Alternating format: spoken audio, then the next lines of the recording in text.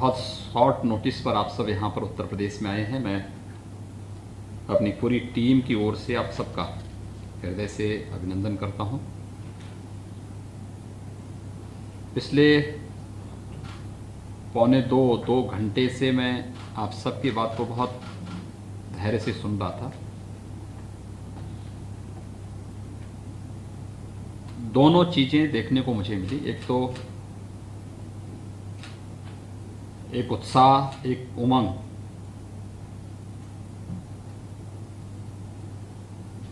आप सबके अंदर भी देखने को मिली है और देश के हमारे जो अन्य इस फील्ड के दिग्गज हैं उन सबके अंदर भी देखने को मिला है। ये मेरे लिए बहुत अंतःकरण से प्रफुल्लित करने वाला क्षण है कि शासन की किसी घोषणा को उस फील्ड से जुड़े हुए लोग अंतःकरण से स्वीकार करें। दूसरा, एक पीड़ा इस बात की कि वास्तव में हम जिस समाज में, जिस संस्कृति में और जिस देश में निवास करते हैं उसके बारे में अपना कितना योगदान दे पा रहे हैं और उसको अपने अंतःकरण से स्वीकार करते हुए भी कि वास्तव में हम अपने लिए तो कर पा रहे हैं, लेकिन कहीं ना कहीं कोई चूक जरूर हो रही है कुछ कारणों से, कि जो अपेक्षा इस इंडस्ट्री से है वह कहीं ना कहीं हम लोग मिस कर रहे हैं। एक अवसर हमें मिलेगा कि हम लोग फिर से इस चीज को आगे बढ़ाएंगे।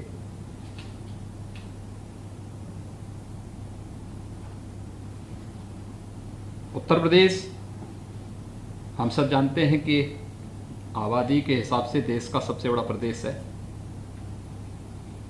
24 करोड़ की एक बड़ी आबादी हमारे पास है। 7 राज्य उत्तर प्रदेश से सटे हुए हैं। बिहार है, झारखंड है, छत्तीसगढ़ है, मध्य प्रदेश है, राजस्थान है, हरियाणा है, फिर दिल्ली है और एक देश नेपाल भी उत्तर प्रदेश के साथ एक बड़ी सीमा उत्तर प्रदेश से उसकी जुड़ती है। उत्तराखंड भी तो, हाँ, उत्तराखंड भी है, इसी में उत्तराखंड भी है, बंगाल भी है। नहीं, बिहार के बाद फिर बंगाल आ जाता है, लेकिन ये है, ये 7 राज्यों के साथ साथ एक देश के साथ हमारी सीमा जुड़ती है। और आप अद्भुत जो बात उत्तर प्रदेश के बारे में, उत्तर प्रदेश भारतीय संस्कृति और भारतीय परंपरा का एक केंद्र बिंदु है। प्राचीन पौराणिक कालखंड से लेकर के अर्वाचीन काल तक देश की आजादी की लड़ाई में भी इसका जो योगदान है, आखिर दुनिया की सबसे प्राचीन नगरी काशी उत्तर प्रदेश में है। मर्यादा पुरुषोत्तम भगवान श्री राम की जन्मभूमि उत्तर प्रदेश में है। भगवान श्री कृष्ण की पावन जन्मस्थली उत्तर प्रदेश में है। गंगा यमुना के संगम की स्थली प्रयागराज उत्तर प्रदेश में है। देश के अंदर अगर हम पुराणों की धरती के रूप में इसकी वो करें तो वह नैमिष तीर्थ भी श्रीमद् भागवत महापुराण का सबसे पहला वाचन जिस धरती पर हुआ था वह उत्तर प्रदेश में है। सुख तीर्थ उत्तर प्रदेश में है। यानी अपनी वैदिक और पौराणिक परंपरा को समेटे हुए चित्रकूट को आप ले लीजिए, आपका अन्य जितने भी श्रृंगेरपुर को ले लीजिए, कौन सा ऐसी जगह है जो यहां पर नहीं है। हम वैदिक काल से, रामायण काल से, महाभारत काल का हस्तिनापुर भी उत्तर प्रदेश में ही है। और जिस क्षेत्र में हम लोग इस फिल्म सिटी के लिए प्रस्तावित किया है, जहां पे भी यमुना अथॉरिटी की ओर से जो प्रेजेंटेशन प्रस्तुत भी किया गया है, देखिए ये भारत की उस जिस नाम से भारत का नाम भारत पड़ा, भरत, शकुंतला पुत्र भरत के नाम पर, ये उसी हस्तिनापुर के आसपास का क्षेत्र है जहां पर ये फिल्म स्टूडियो हम लोग फिल्म सिटी हम लोग प्रस्तावित कर रहे हैं। भारत की पहचान का प्रतीक बनेगा। गंगा और यमुना के बीच का भूभाग है। यमुना एक्सप्रेसवे, यमुना जी के पैरेलल जो हमारा एक्सप्रेसवे आ रहा है दिल्ली को आगरा से जोड़ने के लिए, उसके बीच में पूरा क्षेत्र पड़ता है। और इस पूरे क्षेत्र ने आपने देखा होगा कितना बड़ा योगदान दिया है देश की, यानी मध्य के उस कालखंड में जब इस देश पे हमले हो रहे थे तब भी यह क्षेत्र जूझता रहा, लड़ता रहा, कार्य करता रहा। और देश की आज़ादी में भी इस क्षेत्र की भूमिका, उसको कोई नकार नहीं सकता है। प्रथम स्वातंत्र समर से लेकर के उसके बाद के कालखंड में अगर आप देखेंगे बहुत बड़ा योगदान रहा है इस भूभाग का, इस धरती का। तो स्वाभाविक रूप से वैदिक काल से लेकर के और आज के कालखंड तक भारतीय परंपरा, भारतीय संस्कृति और भारतीय सभ्यता की सबसे महत्वपूर्ण धरती उत्तर प्रदेश रही है। और भारतीय सिनेमा का बहुत बड़ा योगदान इस दिशा में है, देश को जोड़ने, केवल भारत के अंदर ही नहीं, भारतीय सिनेमा ने तो भारत के बाहर तक भारत की संस्कृति और सभ्यता को पहुंचाने का कार्य किया। हर एक के उत्थान और पतन का अपने एक समय होता है और ये धर्मचक्र है। ये उत्थान और पतन उसके साथ जुड़ा होता है, हम उससे अलग अपने आप को हटके नहीं देख सकते। इसलिए ये जितनी भी प्रक्रियाएं हैं, अगर बुरा हुआ है तो उसने अच्छा भी किया है, और अच्छे बुरे के बीच में रास्ता हमें ढूंढना है, उससे हमें रास्ता निकालना है। हमें अच्छेपन के लिए भारतीय दृष्टिकोण हो, भारत की सभ्यता और संस्कृति को हम पूरे देश के अंदर गौरव के साथ पहुंचा सकें, पूरी मर्यादा के साथ पहुंचा सकें, इस भाव को लेकर के इस कार्यक्रम को आगे बढ़ाने की आवश्यकता है। और मैं आपको इस बात के लिए विश्वास के साथ कह सकता हूं कि कनेक्टिविटी के मामले में अगर आप देखेंगे तो बेहतर कनेक्टिविटी, हमारा जेवर एयरपोर्ट एशिया का सबसे बड़ा एयरपोर्ट बनने जा रहा है।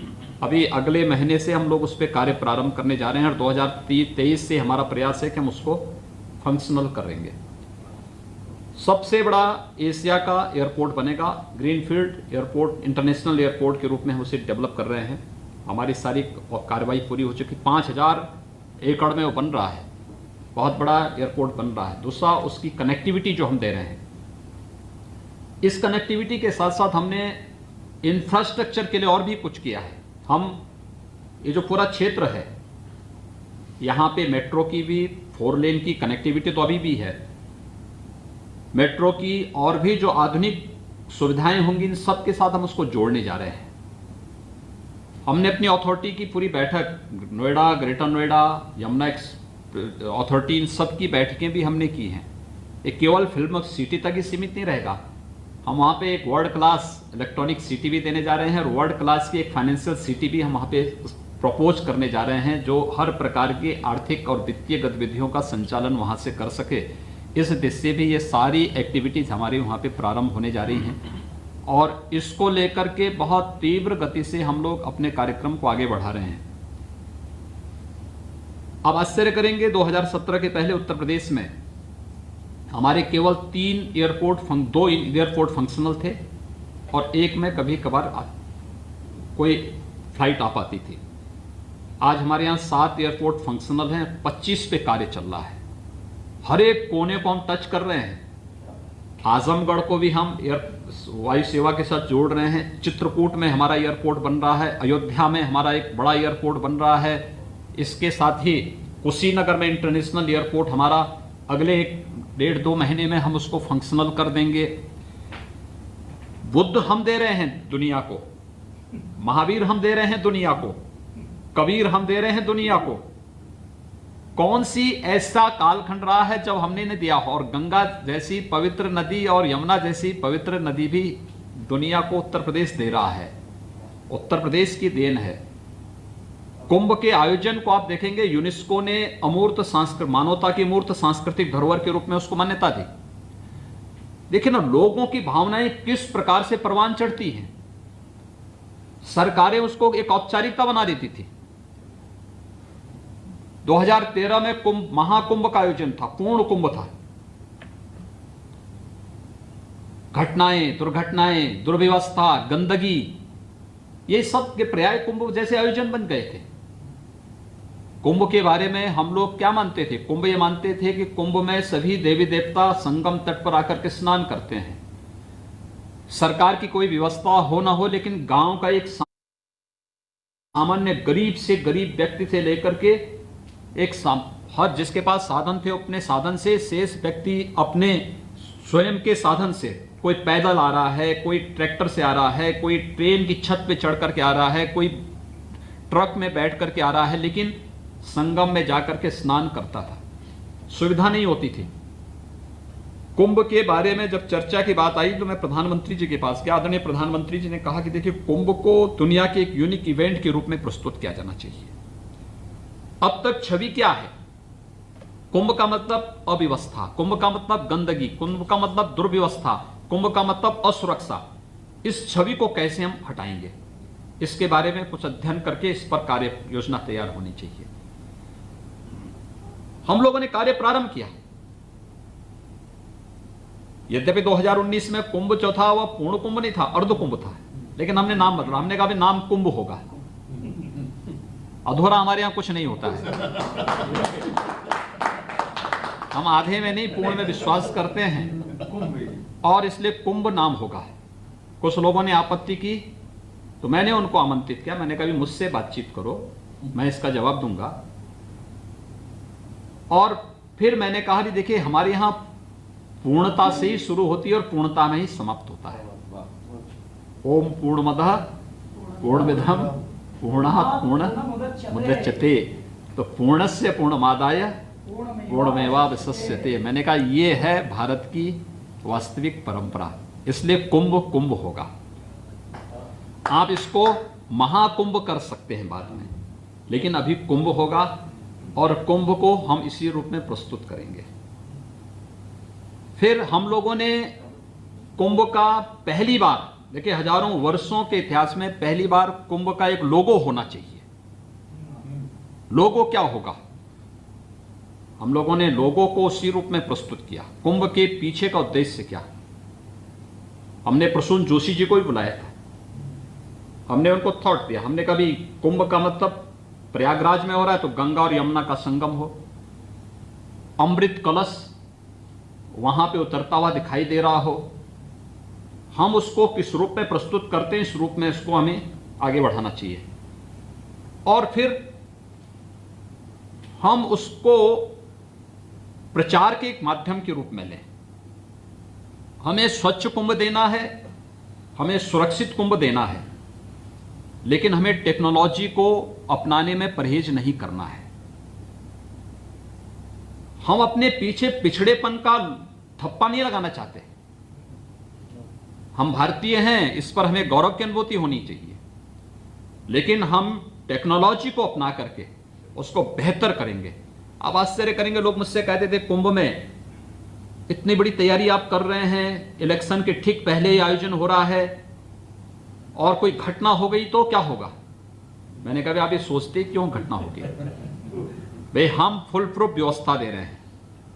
उन्होंने कहा भीड़ होगी कैसे रोकेंगे? मैंने कहा आर्टिफिशियल इंटेलिजेंस का उपयोग करेंगे। उन्होंने कहा कोई आतंकी वारदात हो गई? मैंने कहा देश और दुनिया के सभी ऐसे जितने भी संदिग्ध चेहरे होंगे सब मेरे सॉफ्टवेयर में कैद होंगे, और वे इस क्षेत्र में कहीं घूमेंगे भी तो पहले ही अलर्ट आने लग जाएगा। इससे पहले वो कुछ करें, हम उसका काम तमाम कर देंगे। आप चिंता मत करिए, हमारे पास सब कुछ है, हम उसको करेंगे। अब देखिए इतना सक्सेसफुल रहा पूरा आयोजन। महाकुंभ के अवसर पर 2013 में 12 करोड़ श्रद्धालु आए थे, और जो अर्ध कुंभ जिसको कहते थे, जिसको हमने कुंभ कहा, उसमें 24 करोड़ से ज्यादा श्रद्धालु आए थे। कहीं गंदगी नहीं, कहीं अव्यवस्था नहीं, कहीं असुरक्षा नहीं, कहीं कोई दुर्व्यवस्था नहीं। और हमने ये भी व्यवस्था की, पहले होता क्या था, श्रद्धालु आते थे दूर दूर से पैदल, उन्हें 20 किलोमीटर 25 किलोमीटर पहले उनको रोक दिया जाता था। हमने कभी याद करना 5 किलोमीटर से अधिक की दूरी न हो, और 5 किलोमीटर से हम पार्किंग, हर 5 किलोमीटर पार्किंग दे दीजिए, पार्किंग की पूरी व्यवस्था करिए। दूसरा ये भी व्यवस्था उसमें करिएगा कि 5 किलोमीटर से आने के लिए लोगों को हम लोग बैटरी चालित वाहन उन्हें उपलब्ध कराएं, वे लोग आ सकें, और संगम तट के अधिकाधिक नजदीक उनको लेके आइए, जिससे अधिक से अधिक लोगों को सुविधा हो सके। आप आश्चर्य करेंगे कि हमारे यहां माघी पूर्णिमा के दिन कुंभ में 5.5 करोड़ श्रद्धालुओं ने एक दिन में स्नान किया और एक तिनका भी नहीं हिला। बहुत शांतिपूर्ण तरीके से सारा कार्यक्रम संपन्न हुआ। अपने चीजों को किस रूप में हमारा प्रस्तुतिकरण क्या होता है, ये निर्भर करता है। और मुझे लगता है कि भारतीय सिनेमा को भी हमें आज उस दिशा में ले जाने की आवश्यकता है। और उस पर बहुत साफ, जैसे बहुत सारे लोगों की पीड़ा इस बात को बताती है कि आप लोग चाहते हैं, जैसे कभी कैलाश जी ने भी कहा कि पहली फिल्म बनी थी उस सत्यवादी हरिश्चंद्र पे बनी थी, यानी हमारा उस समय फोकस क्या था कि हमें यानी गांधी जी का पूरा जीवन बदला कैसे, उनके नाटक को देख करके, उस समय की उन फिल्मों को देख करके, उन चित्रों को देख करके कैसे व्यक्ति में व्यापक परिवर्तन लाया जा सकता है, उसका आधार बना था ये। आपने देखा होगा जब रामानंद सागर जी ने रामायण सीरियल को प्रस्तुत किया था, मुझे लगता है आज भी हमने लॉकडाउन के दौरान देखा कि कितना व्यापकता उसमें देखने को मिली थी, किस रूप में लोगों ने उस चीज को स्वीकार किया। डिमांड होती थी कि इस एपिसोड को एक बार फिर से दिखाइए, फिर से दिखाइए, फिर से दिखाइए। हम किस रूप में प्रस्तुत करने का प्रयास कर रहे हैं, कैसे हम प्रस्तुत करना चाहते हैं अपनी चीजों को, ये इस पर निर्भर करेगा। और मुझे लगता है कि पीढ़ियां याद करेंगी जो आप अच्छी चीज देते हैं। भाई आज जब चाणक्य एक सीरियल आता है, लोग किस रूप में उसको देखते हैं, लोगों को अपनी परंपरा और अपनी संस्कृति का एहसास होता है कि वाह ये हैं हम, ये कर सकते हैं हम, अन्यथा किसी को पता ही नहीं। आखिर इन चीजों के बारे में देगा कौन? और मुझे लगता है सही परिप्रेक्ष्य में उसको हम रख सकेंगे तो उस दिशा में बेहतर प्रयास करना चाहिए। और हमारे यहाँ जो है, देखिए मैंने पहले भी यहाँ पे कहा, जो अभी यहाँ पर मेरे सामने जो बात अभी ओम जी ने जो बात कही कि वो आदि पुरुष के नाम पर एक फिल्म बनाना चाहते हैं, मैं स्वागत करूंगा। और मैं तो चाहूंगा कि पूरा रामायण सर्किट पे कार्य चल रहा है, रामायण सर्किट पे जो कार्य वर्तमान में चल रहा है, देखिए कितनी अद्भुत परंपरा है। और इस पे तो हमें गौरव की अनुभूति करनी चाहिए कि देखिए अभी अयोध्या विवाद का पटाक्षेप हुआ है, कितने शांतिपूर्ण तरीके से एक लोकतांत्रिक देश में लोकतांत्रिक मूल्यों आदर्शों की स्थापना करते हुए, जहां पे हर व्यक्ति को अपनी बात को बोलने की पूरी स्वतंत्रता है, और तब 492 वर्ष के विवाद को, जिसमें लाखों लोग जहां पर बलिदान हुए हों, और एक फैसले ने सभी लोगों को एक नया वो दे दिया हो। आपने देखा होगा ये भारत है। यानी हम लोग किस रूप में राम के उस महत्व को प्रस्तुत कर सकते हैं कि जिस दिन राम जन्मभूमि का फैसला आना था, लोगों को लगता था कुछ होगा। मैंने कहा यार देखो कुछ नहीं होने वाला है, कुछ नहीं होगा, बहुत शांतिपूर्ण तरीके से सारी चीजें होंगी। और मैं आपको बताऊं, आजादी के बाद का हमारा सबसे शांतिपूर्ण दिन था वो, जब 9 नवंबर 2019 को राम जन्मभूमि का फैसला आया था, सबसे शांतिपूर्ण दिन था। यानी एक तिनका भी नहीं हिला कहीं प्रदेश में, होता है अक्सर कोई तू मैं होता है, लोगों में मारपीट होती है, कहीं छिनेटी होती है, कहीं पे कोई अन्य चीजें हो जाती हैं। 9 नवंबर 2019 की तिथि ऐसी थी जिस दिन एक तिनका भी कहीं नहीं हिला, सबने स्वीकार किया, हर पक्ष ने इसको बहुत अच्छे ढंग से स्वीकार किया। और मैं चाहूंगा कि ये चीजें इसी रूप में आगे बढ़ा करके बहुत अच्छे कार्य हो सकते हैं। दूसरा, ये फिल्म सिटी का जो प्रस्तावित स्थल है, मुझे लगता है जब हम एक संस्कृति और एक रंगकर्मी की बात करते हैं तो मुझे लगता है कि सबसे पहले उनके आराध्य के रूप में कृष्ण सामने आते हैं। ये मथुरा के नजदीक पड़ता है, एकदम सटा हुआ है पूरा क्षेत्र, एक साथ वो आपस में जुड़ा हुआ है। तो ये पूरा क्षेत्र भारत की पौराणिक, भारत की आध्यात्मिक, भारत की वैदिक और उन सभी परंपराओं को हमारे साथ जोड़ने का कार्य करता है। हम लोगों ने प्रदेश में अपनी फिल्म की पॉलिसी भी बनाई है, 2018 में हम लोग बना चुके हैं। और मुझे लगता है कि इस पॉलिसी को लेकर के भी और भी कोई संशोधन और कोई भी अन्य किसी प्रकार के वो होंगे, हम लोग इसमें स्वागत करेंगे। हम तो आते हैं क्योंकि देखिए, हमारे लिए केवल एक सिनेमा नहीं है, भारतीय सभ्यता संस्कृति का प्रचार प्रसार, जो जिन कार्यों, यानी एक अच्छा फिल्म बनती है, एक अच्छा सीरियल बनता है, कैसे घर घर तक रामायण पहुंच गई, कैसे घर घर तक महाभारत पहुंच गई, कैसे घर घर तक चाणक्य पहुंच गए। लोगों ने जब देखा तब ना, जब उस पर कार्य किया गया तब ना, लोगों को सभ्यता और संस्कृति की जानकारी होने लग गई, लोगों को यह एहसास होने लग गया, परिवारों का माहौल बदल गया। मैं आपको बताऊं कि मैं अपने एक वरिष्ठ विचारक के वो करता हूं, उन्होंने बताया कि साहब जब ये रामायण सीरियल चल रहा था तो मुझे लगता था कि इस थ्रिलर सीरियल को जब भी हर रविवार को आता था तो मेरी भी इच्छा होती थी कि देखो, लेकिन मैं एक यात्रा में था, यात्रा में होने के नाते जब मैं रविवार के दिन ट्रेन से उतर करके कार्यकर्ता के यहां जा रहा था, टेलीविजन उस समय बहुत कम थे, तो रास्ते में जा रहे थे, तब तक रामायण का समय हो गया। तो मैंने कहा यार कहीं देखो कोई घर है जहां रामायण देखी जा सके। तो वो उतरे एक परिवार में, और परिवार में उतरे लोग, रामायण आ रही थी, रामायण को देख रहे थे, तो उन्होंने देखा कि वो भी जाके एक कोने में बैठ गए। लेकिन जब रामायण आई, रामायण का पूरा संपन्न हुआ, तो उस अपरिचित व्यक्ति ने देखा कि ये तो कोई बाहर का, उस जिस परिवार में देख रहे हो उन्होंने देखा ये कोई बाहर का व्यक्ति। उन्होंने पूछा आप कौन है? तो उन्होंने कहा साहब मैं तो राष्ट्रीय स्वयंसेवक संघ का एक पदाधिकारी हूं।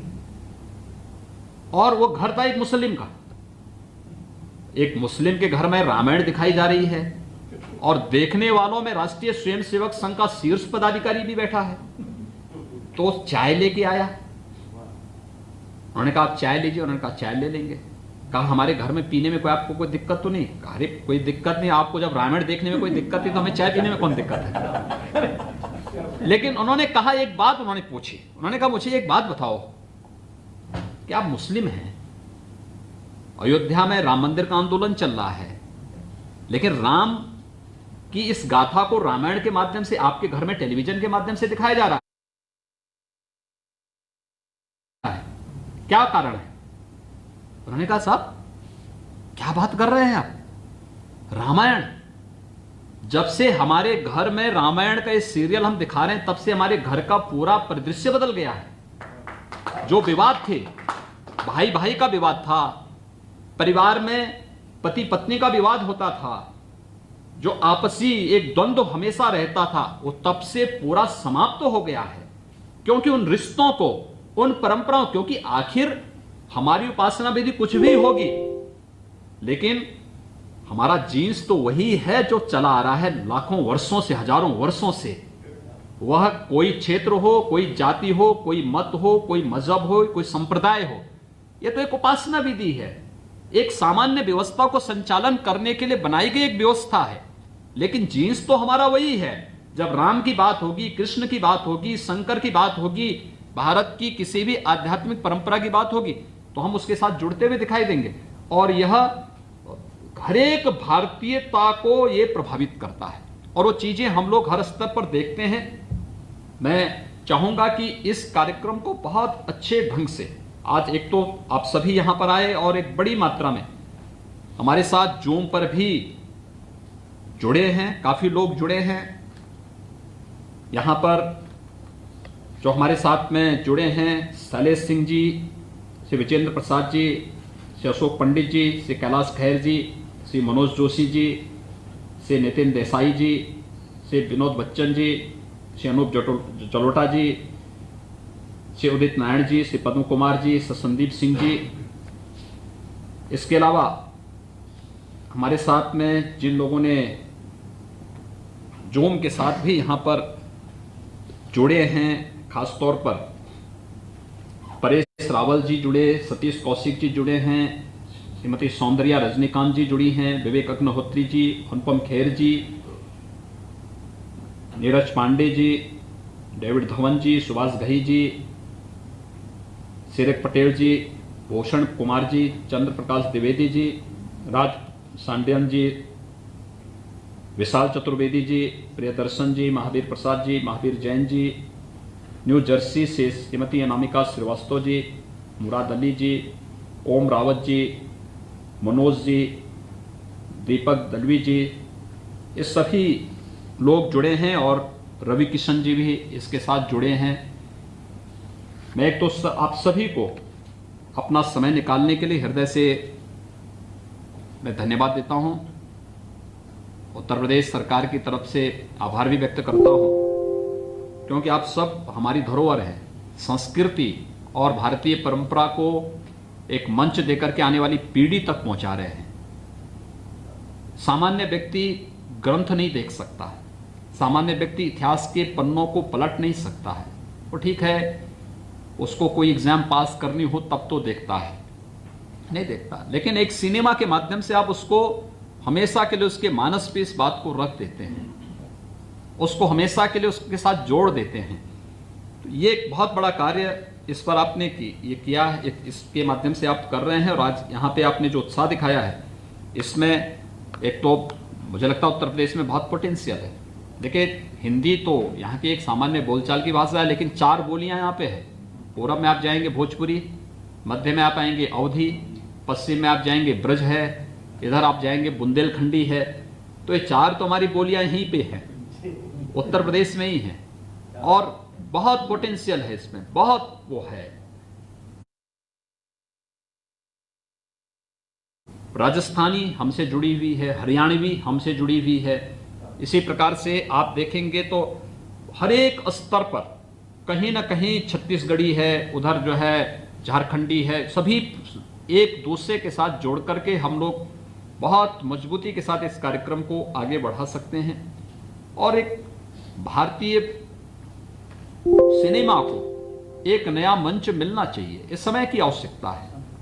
उसमें प्रदेश सरकार इसमें पूरा वो करेगी। मैं चाहूंगा कि हम लोगों ने अपनी फिल्म नीति 2018 बनाई भी है, और इसमें जो है राजू श्रीवास्तव जी यहाँ पे काम कर रहे हैं हमारे फिल्म बंधु की तरफ से भी। लेकिन इस कार्यक्रम को हम और अच्छे ढंग से विराट रूप में आगे बढ़ाने की आवश्यकता है, समय की आवश्यकता है। भारतीयता हमारे मन में होना चाहिए, हमें उससे इतर कहीं भी अपने को उससे इतर नहीं रखना होगा। और उसको लेते हुए अगर हम कार्य करेंगे, उत्तर प्रदेश सरकार इसमें भरपूर सहयोग करेगी, कहीं कोई दिक्कत नहीं आने वाली है। और जो मैंने पहले भी आपको बताया है, ये तो अपार संभावना वाला प्रदेश है।